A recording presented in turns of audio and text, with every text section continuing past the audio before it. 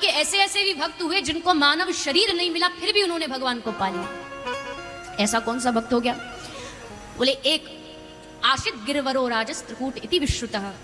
त्रिकूट पर्वत पर एक हाथी रहता था, गजेंद्र रहता था। अपने परिवार के साथ बड़े आनंद के साथ जीवन व्यतीत कर रहा था। एक दिन उसके मन में इच्छा हुई, थोड़ा मौसम अच्छा है, चलो परिवार के साथ पिकनिक मनाने चलते हैं। घूमने निकल गए। घूमने कहाँ आया? पर्वत के नीचे वरुण भगवान का एक बगीचा था, उपवन था, उसमें चला गया। और उस उपवन में एक बड़ा सुंदर सरोवर था। सरोवर देखते ही हाथी को तो बड़ा आनंद आता है कि इसमें नहाएंगे, स्नान करेंगे। पूरे परिवार के साथ घुस गया और बड़े आनंद ले रहे हैं सब। डूब डूब करके सूंड में पानी भर के एक दूसरे के ऊपर डाल रहे हैं। खूब आनंद आ रहा है जीवन में। लेकिन तभी उस आनंद के बीच में एक बाधा आई। क्या बाधा आई? एक ग्रहा ने, एक मगरमच्छ ने इसका पांव पकड़ लिया और इसको अपनी तरफ जल में, पानी में घसीटने। गजेंद्र ने बाहर निकलने का प्रयास किया, लेकिन ग्रहा बड़ा शक्तिशाली है। ये अपने पांव को उसके पकड़ से मुक्त नहीं कर पा रहा। ये युद्ध कितने दिन चला मालूम है? 1000 वर्ष तक ये युद्ध चलता रहा। दोनों आपस में लड़ रहे हैं, युद्ध कर रहे हैं। शरीर थक गया।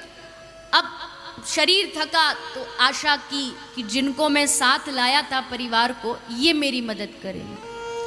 आशा की नजरें उनकी तरफ देखी, लेकिन देखा तो वहां एक भी नहीं था, सब गायब थे, सब छोड़ के चले गए। क्योंकि सुख होगा तो सब नजदीक होंगे, लेकिन जब वो दुख की घड़ी आएगी तो जितने अपने थे वही हाथ छुड़ा के सबसे पहले भागे। ये संसार की वास्तविकता है। स्वार्थ लाग करे ही सब प्रीति, सब एक एक करके छोड़ करके चले। कोई कहानी नहीं है असल में। देखो तो हाथी घोड़े की कोई सोचेगा कि ये क्या कथा है, ये क्या कहानी है, हाथी लड़ रहा है, मगरमच्छ लड़ रहा है। लेकिन ये वास्तविकता में अगर गहराई से देखोगे तो ये जीव क्या ही जीवन है जो गजेंद्र और ग्रह की कथा सुना के सुखदेव जी ने बताया। हम सब कौन है? हम सब गजेंद्र हैं। और ग्रह कौन है? काल, मृत्यु। मृत्यु हमको अपनी तरफ खींच रही है। हर रोज हम मृत्यु की तरफ एक एक दिन खिसकते जा रहे हैं। भले हम अपने जन्मदिन पर केक काटे, बधाइयां गाएं कि हम बड़े हो गए, पर हम बड़े नहीं हुए। वास्तविकता में हमारी उम्र घट गई। लेकिन जब काल के मुख में गजेंद्र जा रहा है तो कोशिश करता है बचने की। हम भी जब काल के मुख में जाते हैं तो कोशिश करते हैं बचने की, लेकिन फिर भी बचने का प्रयास करते हैं, जैसे गजेंद्र कर रहा है। लेकिन अब जब अंत समय आया, देखा कि अब मेरे बस की बात नहीं रही, थक गया, शरीर में कुछ बल नहीं रहा, परिवार ने साथ छोड़ दिया, कोई साथ देने वाला जब नहीं बचा, तब याद आया। क्या? अरे गजेंद्र, तू किनकी शरण में भाग रहा था? ये लोग तेरी क्या मदद करेंगे? तेरा शरीर तेरा क्या साथ देगा? हाँ, साथ देगा तो केवल और केवल तेरा भगवान देगा। इसलिए गजेंद्र ने आज आंख से आंसू बहाते हुए भगवान को पुकारा, हे नारायण, हे प्रभु, मेरी रक्षा करो, त्राहि माम, त्राहि माम। भगवान को पुकारा और भक्त वत्सल भगवान अपने भक्त की पुकार सुन करके गरुड़ पर विराजमान होकर के दौड़े दौड़े दौड़े गजेंद्र के समीप आए। देखा गजेंद्र ने भगवान नारायण गरुड़ पर विराजमान होकर आ रहे हैं, अपनी सूंड से एक कमल पुष्प तोड़ा, भगवान के चरणों में समर्पित किया। बड़ा कष्ट में है गजेंद्र।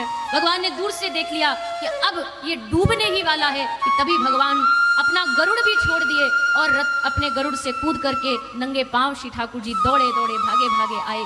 ग्रह को, गजेंद्र को, दोनों को बाहर निकाला और अपने सुदर्शन चक्र से भगवान ने ग्रह का सर धड़ से अलग कर दिया। ग्रह के अंदर से एक ज्योति, आत्म ज्योति निकली, जो भगवान के चरणों में समर्पित हो गई। ये भक्त वत्सलता है भगवान की। कोई पशु रूप में भी बुलाए पुकारे भाव से तो भगवान नहीं सोचते कि जाऊं कि नहीं जाऊं, दौड़ के जाते हैं। और इतना प्रेम है भक्तों से कि गरुड़ की गति भी भगवान को आज धीमी लग रही है, कि बहुत धीरे चल रहा है, मुझे जल्दी पहुंचना है। भगवान तो एकदम तैयार है हमारी रक्षा के लिए, बस कोई बुलाने वाला तो चाहिए। मंदिर में कभी भगवान की मूर्ति आपको बैठी हुई नहीं मिलेगी, अधिकांश, अपवाद एक आध मिल जाए अलग बात है, अधिकांश खड़ी हुई ही मूर्ति मिलेगी। भक्तों ने पूछा, प्रभु आप खड़े क्यों रहते हो? बोले न जाने कब मेरे कौन से भक्त को मेरी आवश्यकता पड़ जाए, जितनी देर में उठने में लगाऊंगा उससे पहले तो दौड़ करके मैं उसकी रक्षा करने पहुंच जाऊंगा। कौन रहता है दुनिया में इतना तैयार हमारी मदद के लिए? 10 बार मांगोगे मदद तो नहीं मिलेगी, वो भगवान तो तैयार है, कोई बुलाए तो सही, कोई पुकारे तो सही। तो भगवान ने गजेंद्र ग्रह दोनों पर खूब कृपा की, बड़ा आनंद हुआ।